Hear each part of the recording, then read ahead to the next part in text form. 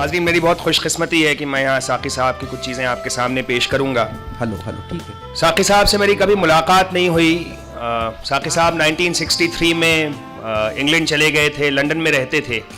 تو میں جس زمانے میں کیمبرج میں پڑھتا تھا تو ان کے دیرینہ دوست اور اردو کے بہت بڑے نام شمس الرحمان فاروقی, جو رشتے میں میرے بڑے ابو لگتے ہیں, وہ انگلینڈ آئے ہوئے تھے. تو ساقی فاروقی کے گھر لنڈن میں ٹھہرے تھے. تو میں نے انہیں فون کیا تو فون پہ انہوں نے بے ساختہ ایسی بھوجپوری میں مجھ سے بات کی کہ میرا دل باغ باغ ہو گیا. کل جائیں توہرے ہیاں, انہوں نے کہا مجھ سے. تو اس آپ بیتی سے چند چیزیں میں آپ کے سامنے پیش کروں گا. جب وہ لکھتے ہیں کہ جون 1999 میں طے کیا کہ پتہ مار کے بیٹھ جاؤں اور ابتدا کروں, پھر سوچا کہ 25-30 پہلے جن جن عزیزوں کی آپ بیتیاں پڑھی تھیں ان کو دوبارہ پڑھوں. تو اوریلیس آگسٹینس یعنی سینٹ آگسٹین, روسو, رسل, سارتر وغیرہ کے سے ایک بار پھر اس لیے گزرا کہ معلوم کروں کہ انہوں نے اپنی فعال زندگی کو کس طرح نبھایا. یہ سب کچھ کر چکا تو یہ سوچا کہ یہ لوگ تو اجنبی زبانوں کے سورما تھے, آخر اپنی زبان میں بھی تو تذکروں وذکروں کے علاوہ کچھ ہوا ہوگا. چنانچہ سفید جھوٹ کی دریافت کے لیے جوش ملیحہ آبادی کی یادوں کی بارات سے رجوع کیا. کیا بات ہے. اور سیاہ جھوٹ کی بازیافت کے لیے قدرت اللہ شہاب نامے پہ آڑی ترچھی نظر ڈالی. مایوس اور اداس ہو جانے کے بعد جلد بازی میں لکھی ہوئی چند اور ہم اثروں کی سعیدہ بانو, کشور ناہید, انتظار حسین, جاوید شاہین, وزیر آغا وغیرہ آپ بیتیاں بھی پڑھ ڈالیں. مزید اداسی اور مایوسی کا سامنا ہوا, اس لیے کہ مشرقی تہذیب کے زندہ میں ان اسیروں کی پرورش ہوئی تھی اور قفس کی تمام تیلیوں کو توڑنے کی جسارت ان میں نہیں تھی. میرا خاندانی نام قاضی محمد شمشاد نبی صدیقی ہے. دادا کا نام خان بہادر قاضی محمد خیرات نبی صدیقی تھا. نانا کا نام قاضی محمد غلام حسین فاروقی تھا. میں نے اپنے ادبی نام کے لیے نانا کے نام کی نسبت اختیار کی. اس کے دو اسباب تھے, ایک تو یہ کہ اماں کو خوش کروں, دوسرا یہ کہ ابا کو بتاؤں کہ میں دادا سے محبت تو بہت کرتا ہوں مگر کاش وہ خان بہادری کا خطاب واپس کر دیتے. اب سوچتا ہوں تو یہ ایک رومانی اعتراض تھا. اسد محمد خان نے غلط نہیں لکھا کہ سید احمد خان اور ڈاکٹر محمد اقبال کے سر ہونے سے ان کی عظمت میں کوئی کمی نہیں آئی. ددیحال گورکھپور, ننیحال سیوان, میکا کراچی اور سسرال وینا ہے. میں 21 دسمبر 1935 کو ہندوستان میں پیدا ہوا اور 21 دسمبر 1963 سے برطانیہ میں مقیم ہوں. مرا میکا ہو یا سسرال, موہے دونوں طرف کا ہے خیال. یہ مولانا ماہر القادری کے گیت کے بول ہیں جو انہوں نے محبوب کی فلم تقدیر کے لیے لکھے تھے. اس زمانے میں وہ جدن بائی کے یہاں رہتے تھے اور ان کی بیٹی نرگس پہ لٹو تھے. پاکستان جانے کے بعد جماعت اسلامی میں شامل ہو گئے. خوش خوراک تھے. جدہ جا کر جان آفرین یعنی قورمے بریانی کے حوالے کر دی. میں بچپن میں روسو کی طرح اپنے بچپن کی غیر معمولی تفصیل میں نہیں جاؤں گا, صرف 2-4 واقعات کی نشاندہی کروں گا جن سے میری شخصیت کی تعمیر یا تخریب ہوئی. میں اپنے ماں باپ کی شادی کے 8 سال بعد پیدا ہوا. پہلوٹی کا لڑکا. دادا نے 21 گولیاں داغ کر خیر مقدم کیا کہ میں 21ویں دسمبر کو ہویدا ہوا اور پہلا پوتا تھا یعنی بڑے بیٹے کا بیٹا. خاصا جشن منایا گیا تھا. گاؤں والوں میں ساریاں اور قمیصیں تقسیم کی گئی تھیں. اس لیے نہیں کہ خاندان میں خدا نخواستہ کوئی معجزہ ہوا تھا, بلکہ صرف اس لیے کہ میں اولاد نرینہ تھا. ناز برداری کی فراوانی اور سرزنش کے فقدان نے بچپنے سے ہی مجھ میں خودسری کے جراثیم پیدا کرنے شروع کر دیے تھے. میں 6 مہینے کا تھا کہ اماں کا دودھ جاتا رہا. لالا دوارکا ناتھ کی بہو نے کئی مہینے مجھے اپنا دودھ پلایا. ان کی بیٹی شانتی میری ہم عمر تھی اور ہم 4-5 برس تک ساتھ ساتھ کھیلے بھی. غرض کہ میری رگوں میں مومن لہو کے ساتھ ساتھ کافر لہو بھی دوڑ رہا ہے. شاید اسی لیے آفاق مجھ میں اور میں آفاق میں گم ہوں.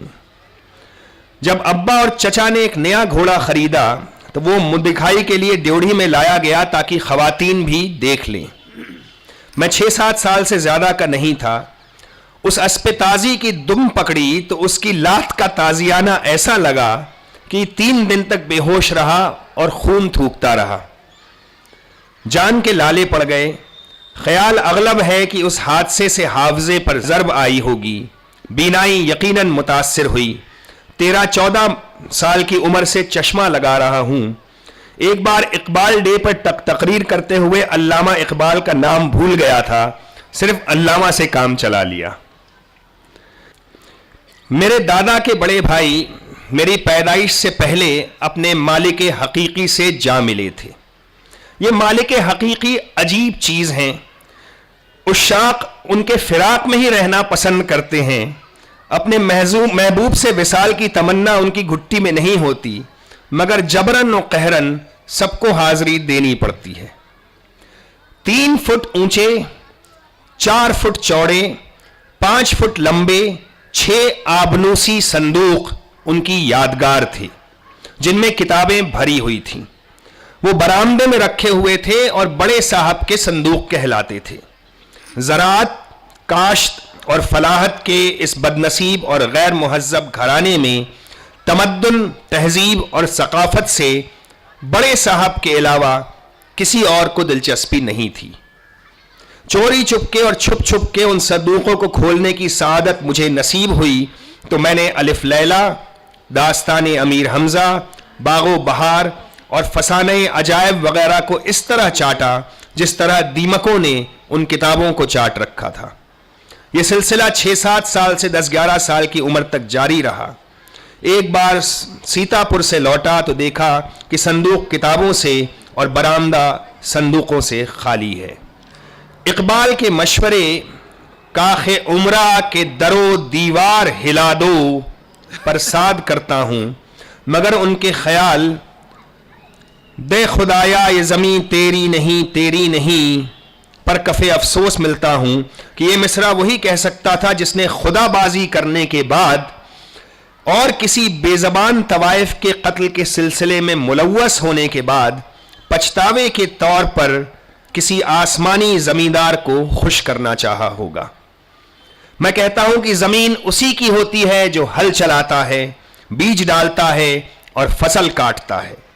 تمام غاصبوں کے خلاف ہرجانے اور بے دخلی کا دعویٰ دائر کرنا ضروری ہے، چاہے انصاف کے حصول میں 10 سال لگیں یا 10,000 سال.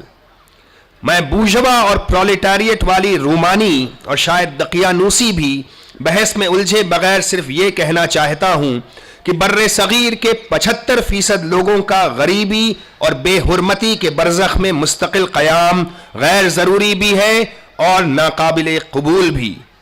ہمیں حالت موجودہ میں سٹیٹس کو میں معلق کر دیا گیا ہے اور ہمارے حکمرانوں نے 50 برس سے نہیں 5,000 برسوں سے ہمارے ذہین لوگوں کو تعلیم سے بہرہور اس لیے نہیں ہونے دیا کہ کہیں ان غلاموں تک اس قسم کے پیغام نہ پہنچنے لگے کہ بقول شیکسپیئر رائز اینڈ میوٹنی.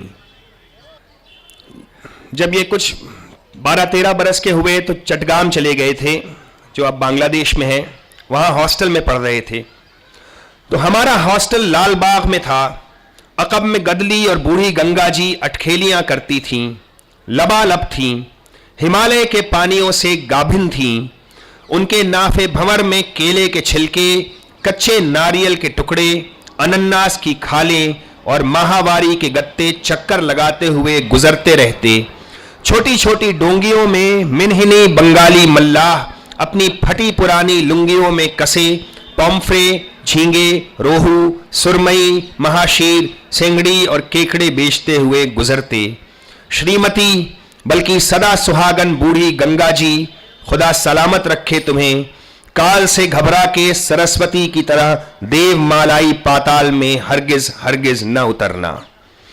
سوال یہ ہے کہ میں ایک خوش خرام ندی کو اتنے محبوبانہ اور اتنے مجنونانہ انداز سے کیوں یاد کر رہا ہوں؟ جواب حاضر ہے۔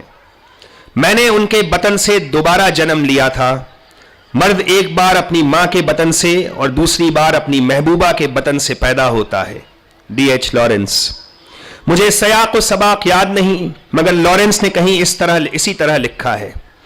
6 مہینے کی قلیل مدت میں ہی میں نے بوڑھی گنگا میں ہاتھ پاؤں مار مار کے تیرنا سیکھ لیا تھا۔ جہاں ہم تھے وہاں پاٹ کچھ زیادہ کشادہ نہیں تھا۔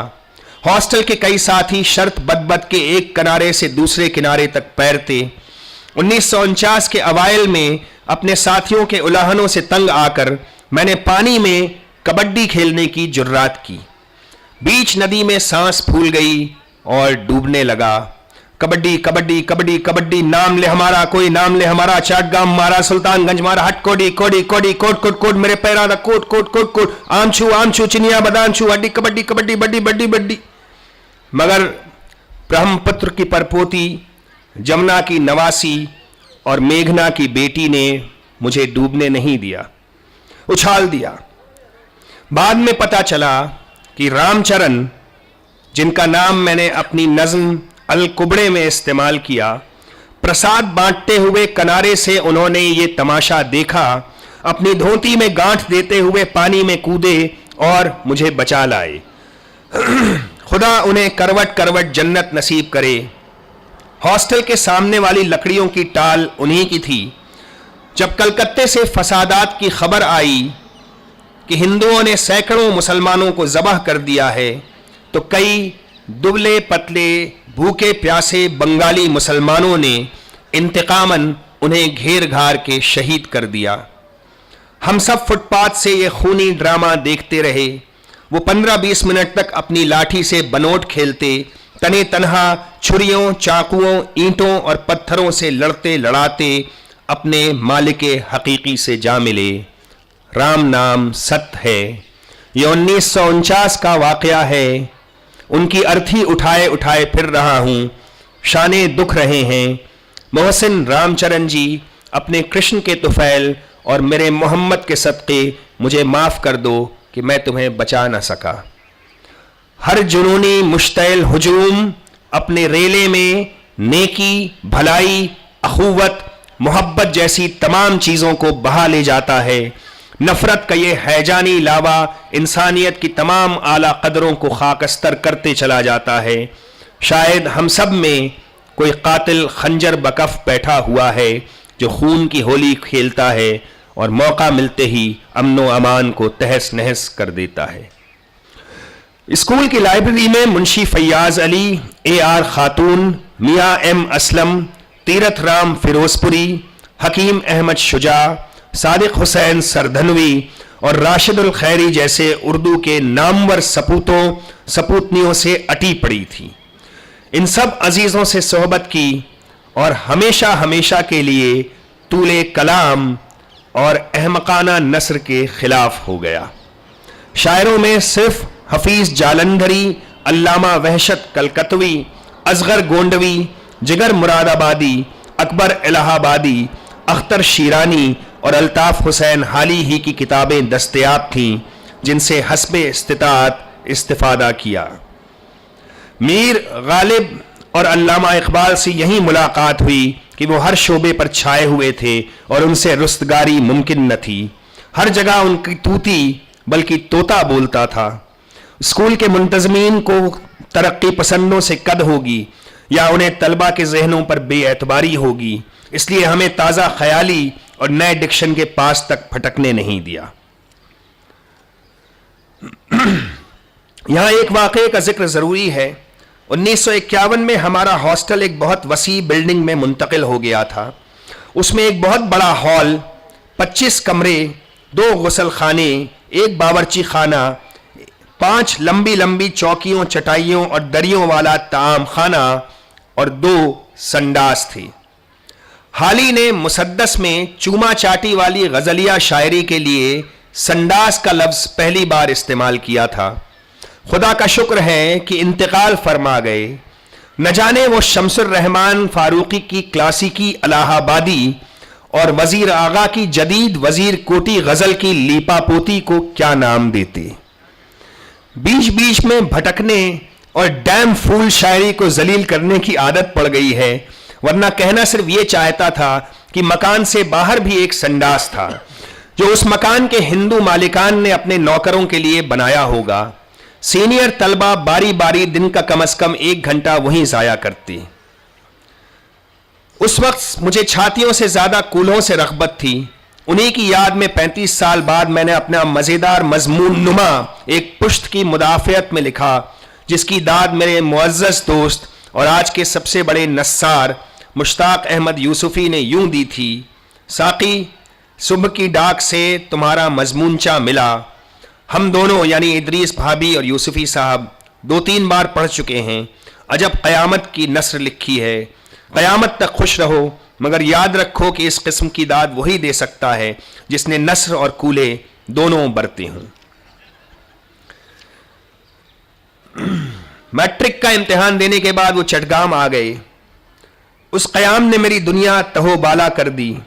ان کے چٹگام والے مکان میں پہلی بار ترقی پسندوں سے ملاقات ہوئی۔ اس زمانے میں ادب لطیف یا سویرا والے ہر سال کا بہترین ادب کے نام سے کتابیں چھاپتے تھے۔ مجھے 3 کتابیں ملیں، پڑھی تو دھک سے رہ گیا، پڑھی تو دل دھک سے رہ گیا۔ یہ خاکی ایک دم سے نوری اور ناری بن گیا۔ 16 سال ذہن میں روشنی کے اخوے ایسے پھوٹے کہ میرا چہرہ منور ہو گیا۔ میں نے ایک عجب ہیجانی کیفیت کے ساتھ احمد اکبر آبادی، سہیل عظیم آبادی، راجندر سنگھ بیدی، علی عباس حسینی، خواجہ احمد عباس، کرشن چندر، فیض احمد فیض، ظہیر کاشمیری، احمد راہی اور بہت سے نام ہیں، ان کو پڑھا، بے طرح متاثر ہوا۔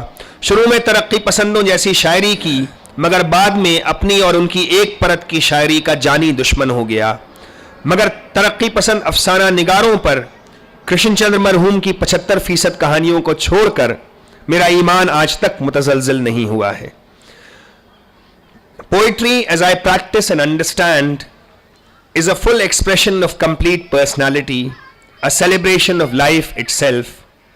True, a poet is born into a given historic situation, but he must never stay at home. He should always be in transit, should leap forward to seek fresh sources of language and ideas and inspiration. He must also expose himself to the unconscious and the unknown. اب میں کئی سال ان کے چھوڑ کے آگے بڑھتا ہوں، اور جب یہ کراچی میں رہ رہے تھے اس زمانے کا ذکر کرتا ہوں کہ ایک چھوٹا سا گروپ تھا جس میں صرف 3 شاعر شامل تھے: حبیب جالب، رسا چغتائی اور میں۔ جالب اور میں تو صبح سے شام تک ساتھ رہتے کہ دونوں بے روزگار تھے۔ میری کمائی تو ریڈیو، لیل و نہار اور امروز وغیرہ سے پھر بھی ہو جاتی، ظاہر ہے 60-70 کبھی 100 بھی، مگر کیا مجال کی جالب مرحوم کماتا۔ رسا کہیں کلرکی کرتا تھا، وہ چھوٹی چھوٹی بہروں میں سوچی سمجھی غزلیں کہتا اور ریختہ کا بھل مانس شاعر ہے۔ سنا ہے برسوں سے اس نے شراب اور داڑھی چھوڑ رکھی ہے۔ دفتر سے نکل کر سیدھا زلین کافی ہاؤس پہنچتا اور 5 بجے کے بعد ہماری میز پر آ بیٹھتا، ہمیں کافی پلاتا۔ ہم 3 مختلف میزوں کے ارد گرد تقریباً 8 بجے تک بیٹھتے، پھر سیڑھیوں سے نیچے اترتے اور جالب مرحوم اپنے مشن پر نکلتا۔ شاعر کا شاید ہی کوئی متمول بچا ہو جس سے اس نے ادھار نہ لیا ہو، یہی 10-20 روپے، وہ بھی اپنے لیے نہیں، ہم تینوں کے لیے۔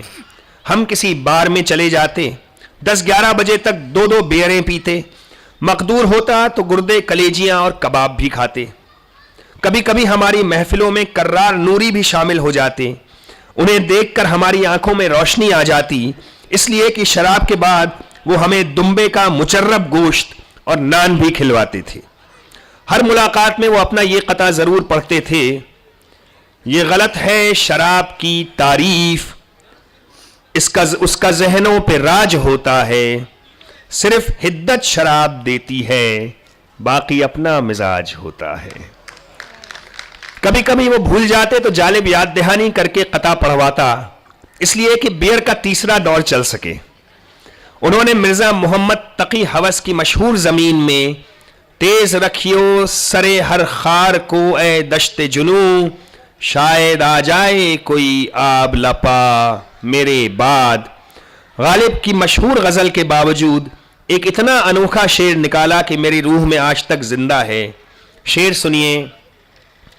اعتراف اپنی خطاؤں کا میں کرتا ہی چلوں، اعتراف اپنی خطاؤں کا میں کرتا ہی چلوں، جانے کس کس کو ملے میری سزا میرے بعد، جانے کس کس کو ملے میری سزا میرے بعد۔ اب جالب کا ذکر ہی چل نکلا ہے تو بہتر ہے کہ اس کی یاد سے وابستہ ساری باتیں یہی لکھ دوں۔ جالب سے 2 سال تک نہایت گہرے تعلقات رہے، مگر اس سے کبھی کوئی عقلی، ذہنی، انٹلیکچول گفتگو کا سوال ہی پیدا نہیں ہوا۔ حبیب جالب شاعر تو تھے مگر پھر خالصتاً سیاسی آدمی ہو گئے۔ انہوں نے جو شاعری کی وہ مولانا ظفر علی خان کی اس شاعری سے بڑی نہیں جو انہوں نے برطانوی اقتدار کے خلاف کی، اور جس طرح آج ظفر علی خان کی شاعری کو طاق نسیاں کے سپرد کر دیا گیا ہے، بعین ہی جالب کی شاعری بھی چند برس بعد محض حوالے کی چیز بن کر رہ جائے گی۔ ندیم قاسمی بنام ساقی فاروقی، سماہی نیا ورق، ممبئی 1998۔ مگر حق یہ ہے کہ وہ یار بڑا تھا۔ میں جس زمانے کا ذکر کر رہا ہوں اس زمانے میں اس نے اس طرح کے اشعار کہہ رکھے تھے: اب تیری ضرورت بھی بہت کم ہے میری جاں، اب شوق کا کچھ اور ہی عالم ہے میری جاں، یا اڑتے ہوئے پتے مجھے ہمراہ لیے چل، میں بھی ہوں تیری طرح سے آوارہ و بیکار۔ یہ اعجاز ہے حسن آوارگی کا، جہاں بھی گئے داستاں چھوڑ آئے۔ ان شعروں سے آگے وہ نہیں بڑھا، بقیہ تلچھٹ ہے۔ بعد میں وہ سیاسی شاعری، عوامی شاعری اور ڈائریکٹ ایکشن کی طرف نکل گیا، اور یہ شاعری بھی نذیر اکبر آباد کی والی عوامی شاعری نہیں تھی، صرف ایک پرت کا ہیجانی جذباتی مغلوبہ تھا۔ اس شاعری کی بہترین تان اس قسم کے مصروں پر ٹوٹتی ہے کہ ایسے دستور کو، صبح بے نور کو، میں نہیں جانتا میں نہیں مانتا۔ مگر اپنے آدرش کی مدافعت میں وہ احمد فراز کی طرح نہ دوغلا تھا نہ لالچی۔ اس نے پارٹیاں ضرور بدلی مگر اپنا جھوٹا موٹا نصب العین ہرگز نہیں بدلا۔ اس کی جتنی بھی داد دی جائے کم ہے۔ 15-20 سال پہلے لندن میں اس کی ایک نظم پہنچی، وہی جس میں اس نے پاکستانی ادیبوں اور شاعروں کو للکارا ہے کہ وہ منہ میں گھنگھنیاں ڈالے کیوں بیٹھے ہیں۔ نظم کا ایک مصرع مجھے بہت پسند آیا، اس میں اظہار بند کا تخلیقی استعمال ہوا تھا۔ اس وقت تک مجھے اردو شاعری میں اس لفظ کا استعمال یعنی تخلیقی استعمال صرف ایک جگہ نظر آیا تھا، اپنے نذیر اکبر آبادی کے یہاں، وہی نظم جو آگرے میں قحط کے بارے میں ہے۔ نظم کا شعر سنیے: یہ حال ہو گیا ہے کہ کسبی کا ان دنوں، کھلتا نہیں مہینوں مہینوں اظہار بند۔ اور جالب نے اہل قلم سے کہا تھا: اب قلم سے اظہار بند ہی ڈال۔ ظاہر ہے ہی کی وجہ سے مصرع بے وزن ہو گیا تھا، مگر یہ سوچ سوچ کے خوشی ہوئی کہ وہ اپنے سر تال سے یوں لہک لہک کے ہزاروں لاکھوں کے ہجوم میں پڑھتا ہوگا کہ فاعلاتن مفاعلن فعلن اس کی آواز کے ریلے میں بہہ جاتے ہوں گے۔ اس زمانے میں جالب کے اپنے بڑے بھائی مشتاق مبارک کے ساتھ جیکب لائنز میں رہتا تھا۔ صدر کی آوارہ گردی کے بعد رسا تو اپنی بیوی کو دق کرنے کے لیے اپنے گھر چلا جاتا۔ میں کبھی اپنے گھر کبھی سونے کے لیے جالب کے بھائی کے گھر چلا جاتا کہ قریب تھا۔ مبارک کسی سرکاری دفتر میں سپرنٹینڈنٹ تھے، سر تال کے داؤ پیچ سے کما حقہ آگاہ، اتنے کی نیپیر روڈ کی گانے والیاں انہیں جھک کر سلام کرتی۔ 2-3 بار مجھے بھی اپنے ہمراہ لے گئے تھے، کبھی اکیلے کبھی جالب کے ساتھ۔ جب ہم کوٹھے پر گئے، باجی صاحبہ نے احتراماً اس وقت تک گانا بند رکھا جب تک یہ بیٹھ نہ گئے۔ تب پتا چلا کہ جالب کی آواز خدا داد نہیں خون داد ہے۔ لندن میں اپنی 2-3 آخری ملاقاتوں کا ذکر کر کے اس باب کو ختم کرتا ہوں۔ ایک بار چھٹیوں سے واپس آ کر شہر کے احوال معلوم کرنے کے لیے اردو مرکز فون کیا۔ افتخار عارف نے بتایا کہ علی گڑھ سے شہریار اور لاہور سے حبیب جالب آئے ہوئے ہیں۔ یہ بھی بتایا کہ جالب آپ سے بہت خفا ہیں، کہہ رہے تھے کہ اب کہ آپ لاہور گئے تو اپنے لوگوں کے ذریعے کچھ ایسا انتظام کر دیں گے کہ آپ کا زندہ واپس آنا مشکل ہوگا۔ مجھے سخت حیرتی ہوئی. پوچھا بھائی آخر کیا ہوا؟ کہنے لگے کچھ نہیں ساقی بھائی, وہ مجھ سے ملنے دفتر آئے, اتفاق سے میز پر بخش لائل پوری کی کتاب پڑی ہوئی تھی, اتفاق سے حبیب جالب صاحب کی اس پر نظر پڑی, اتفاق سے انہوں نے وہ فلیپ پڑھ لیا جو آپ نے لکھا ہے, بس آگ بگولا ہو گئے. یہاں سے 2-3 حضرات کے ساتھ سیدھے بخش لائل پوری کی طرف چلے گئے. میں نے کہا اے بدماش افتخار عارف, کم از کم میرے آنے کا تو انتظار کیا ہوتا. اتفاق سے فوراً ہی میں نے اللہ دتا بخش فیصل آبادی کو فون کیا کہ جالب اپنا وفد لے کر وہاں کیوں پہنچا تھا. مقصد تصدیق تھا. اللہ دتا میرا دیا ہوا نام نہیں, بلکہ اسی نام سے اسی نیک بخت نے آواز بدل کر اور منہ پر رومال رکھ کر ایک بار مجھے فون کیا تھا یہ بتانے کے لیے کہ لاہور اور کراچی کے فلاں اور فلاں ادیب و شاعروں سے میرے جنسی تعلقات تھے یا ہیں. میں نے کہا تھا جی ہاں, مگر آپ کی اس دریافت سے نون میم راشد, سلیم احمد, احمد ندیم قاسمی, مشتاق احمد یوسفی کچھ زیادہ خوش نہیں ہوئے ہوں گے. اس پر اللہ دتا نے ہاں جی کہہ کر ٹیلی فون بند کر دیا تھا. خیر, افتخار عارف کے بعد خدا بخش کو فون کیا تو انہوں نے بتایا کہ جالب اس لیے آئے تھے کہ میں کتاب سے گرد پوش نکال دوں, اس لیے کہ گرد پوش پر ساقی کا فلیپ ہے, مگر میں نے انکار کر دیا کہ فلیپ کے دوسری طرف فیض صاحب کا فلیپ ہے. ظاہر ہے جالب کے واویلا کا سبب یہ تھا کہ میں نے فلیپ میں 4-5 شاعروں کو 1 یا 2 فقروں میں ایک ساتھ نپٹا دیا تھا. وہ فقرے یوں تھے: میری پسند ناپسند سے ساحل لدھیانوی اور کیفی اعظمی کی پاپولیرٹی پر کوئی اثر نہیں پڑا, بلکہ انہی لوگوں کا لہجہ اور الفاظ مستعار لے کر 35 سال بعد بھی حبیب جالب اور احمد فراز جیسے لوگ اپنی ایک پرت کی شاعری کے بلبوتے پر مشاعرہ لوٹتے نظر آتے ہیں. آپ سے اتنی درخواست ہے کہ اگر آپ مندرجہ بالا شاعروں کی شاعری سے شغف رکھتے ہیں تو پھر بخش لائل پوری کا کلام بھی پڑھیے. دوسرے یا تیسرے دن شہریار میرے پاس 2 راتوں کے لیے آ گئے. اسی عرصے میں زہرا نگاہ کا فون آیا کہ انہوں نے شہریار اور جالب کے لیے اپنے گھر پر ایک محفل برپا کی ہے, یہ بھی کہ میں شہریار کو لے کے 7-8 بجے تک ضرور پہنچ جاؤں. میں پہنچا تو دیکھا کہ امین مغل اور جالب بیٹھے ہوئے ہیں, افتخار عارف بھی اور 10-20 دوسرے مہمان بھی, اور ہاں مہمان خصوصی بھی, یعنی مشتاق احمد یوسفی. یوسفی صاحب کا کمال یہ ہے کہ ہم لوگ انہیں یا تو صدر بنا لیتے ہیں یا مہمان خصوصی. یہ ضروری نہیں ہے کہ انہیں بھی معلوم ہو کہ محفل میں ان کی پوزیشن کیا ہے. میں نے آتے ہی جالب سے ہاتھ ملایا, میرا ہاتھ گرم, اس کا سرد تھا. تکلیف ہوئی. یوسفی صاحب ماجد بھائی اور افتخار عارف سے معانقہ کرنے کے بعد بیٹھ گیا. زہرا نگاہ نے کہا ساقی نے پچھلی بار فیض صاحب سے بڑی بحثا بحثی کی تھی, یہ آگ لگا کر وہ باورچی خانے میں چلی گئی.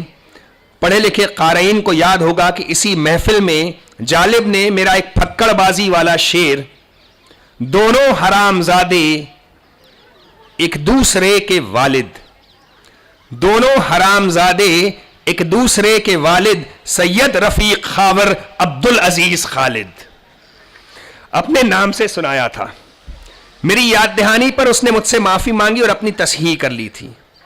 ابھی ادبی لطیفے چل ہی رہے تھے کہ جالب نے مجھ سے مخاطب ہو کر کہا تم فیض کو ہی نہیں مانتے تو ہم لوگوں کو کیا مانو گے. جس پہ مجھے جلال آ گیا. میں نے کڑک کے کہا جالب تمہیں جاہلانہ شعر کہنے اور انہیں گا بجا کے پڑھنے کی اجازت تو ہے, مگر جاہلانہ گفتگو کی نہیں. دکھاؤ میری کوئی ایسی تحریر جس میں نے کہا ہو کہ میں فیض کو نہیں مانتا وغیرہ وغیرہ. غرض کہ ہماری نوک جھونک ہوئی, تو میں ہوئی اور گالی گلوچ بھی. یہ تھی 30 سال بعد لندن میں ہماری پہلی ملاقات. دوسری ملاقات یوسفی صاحب کے گھر پر ہوئی جب انہوں نے جمیل الدین عالی, زہرا نگاہ, احمد فراز, حبیب جالب, افتخار عارف اور مجھے کھانے پر بلایا. نہایت عمدہ صحبت رہی, مگر ہم دونوں ایک دوسرے سے منہ پھلائے بیٹھے رہے, اس لیے یہ ملاقات کے زمرے میں نہیں آتی. تیسری اور آخری ملاقات تقریباً 1 سال کے بعد ہوئی, لندن کے ایک اسپتال میں جب وہ موت اور زندگی کی کشمکش میں مبتلا تھا. جنگ والوں نے خبر دی تو میں عیادت کے لیے پہنچا. اس کے منہ پر آکسیجن دینے والی ماسک اور بائیں ہاتھ میں خون قبول کرنے والی سوئی لگی ہوئی تھی. میں کرسی کھینچ کر اس کے بسترے کے قریب بیٹھ گیا اور اس کے دائیں ہاتھ پر اپنا دایاں ہاتھ رکھ دیا. دھیرے دھیرے ہم دونوں کی آنکھیں ڈبڈبا گئیں. میں اس کی خوشنودی کے لیے کراچی کے اچھے دنوں کے مزیدار واقعات سناتا رہا. اس سے بولا تو نہیں جا رہا تھا مگر بیچ بیچ میں اپنا ماسک سرکا کے کوئی نہ کوئی واقعہ ضرور سنا دیتا. مثلاً یہی کہ ابے بھولنا مت سالے، شراب کا بندوبست کسی نہ کسی طرح میں ہی کرتا تھا. یا پھر یہ کہ ارے پروفیسر بلگرامی یاد ہے جن پر میں نے مصرع کہا تھا، ہر ایک موڑ پر بلگرامی کھڑا ہے، اور تم نے مصرع لگایا تھا کہ جدھر دیکھیے یہ حرامی کھڑا ہے. حالانکہ تمہیں ایسا نہیں کہنا چاہیے تھا کہ اس لیے کہ وہ تمہارے استاد تھے اور تمہیں شیکسپیئر پڑھاتے تھے. یا پھر کہتا اپنے کزن ڈاکٹر بدر صدیقی کا شکریہ ادا کرنا، انہوں نے مجھے 5,000 روپے بھیجے تھے علاج معالجے کے لیے وغیرہ وغیرہ. 2-4 جملوں کے بعد ہی اس کی سانس پھول جاتی. اس کا مرض لا علاج تھا. کچھ دنوں بعد وہ لاہور چلا گیا. پھر وہ نہیں، اس کے انتقال کی خبر آئی. جالب میری جان، میں ہمیشہ اپنے پرانے ٹوتھ برش سے اپنے علی گڑھی پائجامے اور اپنی لاہوری شلوار میں اظہار بند ڈالتا تھا، مگر تمہاری نصیحت پر عمل کرتے ہوئے اب اپنے بال پوائنٹ قلم سے یہ خدمت کرواتا ہوں. پاکستانی ادب پر نہ صحیح مگر پاکستانی نیفے پر تمہارا احسان جاری ہے. بہت شکریہ.